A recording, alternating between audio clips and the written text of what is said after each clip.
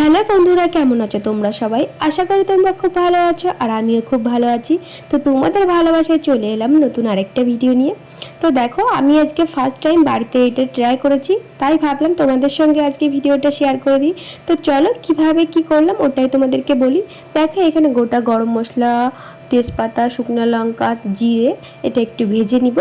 বাড়িতে যদি শিলনোড়া থাকে অবশ্যই শিলনোড়ায় মশলাটা করে নিবে, তাহলে খুব সুন্দর ফিনিশিং হবে। তো অবশ্যই তোমরা মিক্সিতেও করে নিতে পারো। তো দেখো, প্রথমত আমি মশলাটা শিলনোড়ায় বেটে নিলাম। বেটে নেওয়ার পর চিকেনটাতে আমি মিশিয়ে নিব লবণ হলুদ দিয়ে, মশলা দিয়ে। তোমাদের তো বলাই হলো না যে আমি আজকে কি রেসিপি করছি, চলো বলেই ফেলি। আমি বাড়িতে আজকে চিকেন বিরিয়ানি করেছি, আর আমাকে আমার মেজদাই সবটা হেল্প করে দিয়েছে, আর আমি শুধু ক্যামেরাটাই করেছিলাম। তো দেখো, এখানে লবণ হলুদ দিয়ে সুন্দর করে মেখে নিব। তারপরে এক এক করে সব ধরনের মশলা আমরা দিয়ে দিব, যেমন লঙ্কা, আদা, রসুন, গরম মশলা, সব ধরনের মশলা যা যা মাংসতে লাগে সব ধরনের মশলা পেস্ট করে আমি দিয়ে দিয়েছি। একটু কাঁচা লঙ্কার ভাগটা একটু বেশি দিয়েছিলাম, শুকনো লঙ্কাটা একটু কম দিয়েছিলাম। তো তারপর যেটা আমি শিলনোড়ায় বেটে নিয়েছিলাম মশলাটা, ওই মশলাটাও দিয়ে দিলাম সবটা। খুব সুন্দর করে এটা দিয়েও আমি সুন্দর করে একদম মেখে নিব। মেখে তারপর আমি সরষের তেল দিয়ে আর বিরিয়ানি মশলা দিয়ে, কেওড়া জল সব কিছু দিয়ে আমি মিক্স করে আধ ঘন্টার জন্য ঢেকে রেখে দিব মাংসটা। তোমরা কে কে বাড়িতে বিরিয়ানি বানিয়েছো অবশ্যই আমাকে কমেন্ট করে জানাও তোমরা। আর দেখো, আমরা যেই ভুলটা করেছি অবশ্যই তোমরা ওই ভুলটা করো না কোনো টাইমে। দেখো, মাংসর জন্য, বিরিয়ানি করার জন্য অবশ্যই একটু গ্রেভিটা একটু বেশি দিতে হবে। যেমন আমাদের গ্রেভিটা একদমই কম হয়ে গেছিলো, মশলার পরিমাণটা একটু বেশি দিবে, পরিমাণ মতোই দিতে হবে।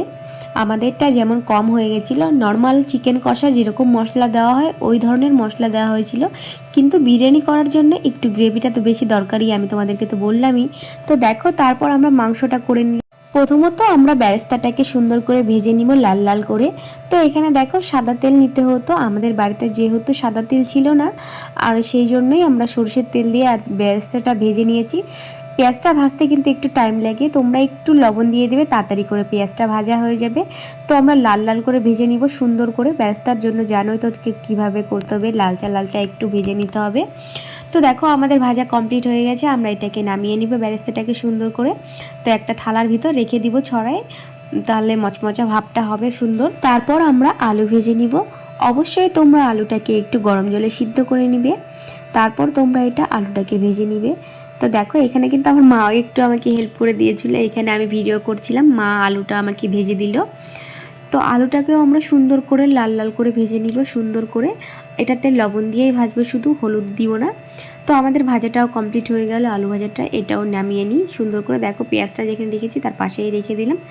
তো যতটা তেল আছে আর একটু পরিমাণে তেল দিয়ে এর ভিতরে আমরা জিরা ফোড়ন দিয়ে দিব। তারপর যেমন মাংস করতে যা যা ধরনের মশলা লাগে, মানে মাংসটা তো মাখিয়ে রেখেছিলাম, মশলা তো দেওয়া আছেই। তো এখানে আমরা পেঁয়াজ দিয়ে দিলাম, পেঁয়াজটাকেও সুন্দর করে একটু ভেজে নিব। একটু লালচা লালচা ভাজা হয়ে গেলে মাখিয়ে রাখা মাংসটা এবার ঢেলে নিব। তো এটাকেও, মাংসটাকে খুব সুন্দর করে বানিয়ে নিতে হবে, একটু কষা কষা ভাব।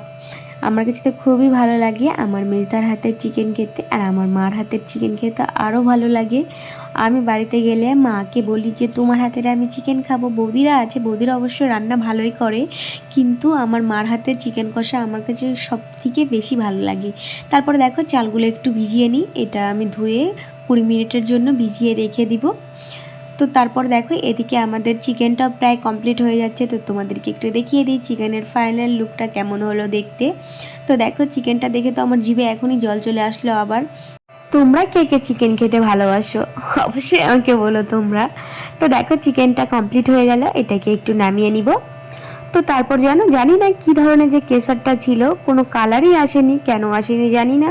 এটা ভালো কেশর ছিল না খারাপ কেশর ছিল আমি জানি না।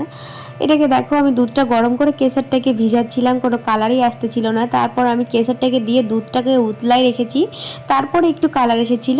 তো দেখো, আমি এবার ভাত করার জন্য কী কী এর ভিতরে আমি দিয়ে দিচ্ছি জিনিসগুলো। এখানে লবঙ্গ আছে, দারচিনি আছে, এলাচ আছে, গোলমরিচ আছে। তো তারপর আমি আরও ধরনের জিনিস দিতে হতো, ছিল না অবশ্যই, ওগুলো দেওয়া হয়নি। আর তেজপাতা দিয়ে দিলাম। এখন ঢেকে রেখে দিব, আর যত টাইম না জলটা একটা আসছে, ভাপ উঠবে, তত টাইম আমি চালটা দিব না, একটা ঢেকে রেখে দিব। তারপর দেখো, এটা ভাপ উঠে গেল জলের। তো চালটা না ঢেলে দেওয়ার পর তোমরা একটু নেড়ে চেড়ে নিবা, তা না হলে কিন্তু নিচে লেগে যাওয়ার অনেকটা চান্স থাকে ভাতগুলো। ভাতটাকে মাঝে দু একবার চেক করে দেখতে হবে যে ভাতটা আমাদের কতটা কমপ্লিট হয়েছে। তো দেখো 100%-এর ভিতরে আমরা 70% কমপ্লিট, 30% কমপ্লিট করিনি। তো ওটা আমাদের বিরিয়ানি যখন ভাপে বসাবো ওই টাইমটায় আমাদের 30% কমপ্লিট হয়ে যাবে ভাতটা।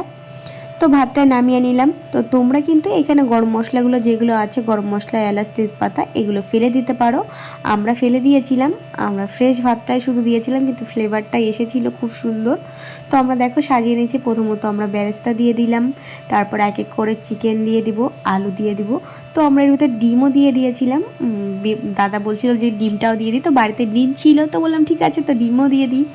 অনেকে বলে যে বিরিয়ানিতে ডিম না থাকলে বিরিয়ানির স্বাদটাই হয় না, তো আমরা ওই জন্যে ডিমটাও দিয়ে দিলাম।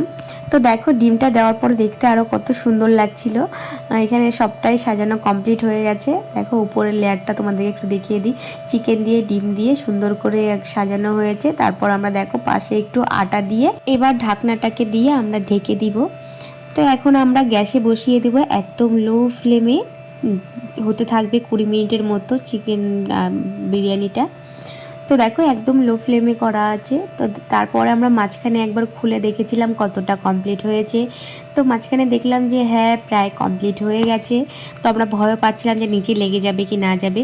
তো তোমরা কিন্তু যদি লেয়ার করো বিরিয়ানিতে, অবশ্যই নিচে তোমরা একটু গ্রেভিটা বেশি দিবে, তারপর তোমরা সাজাবে।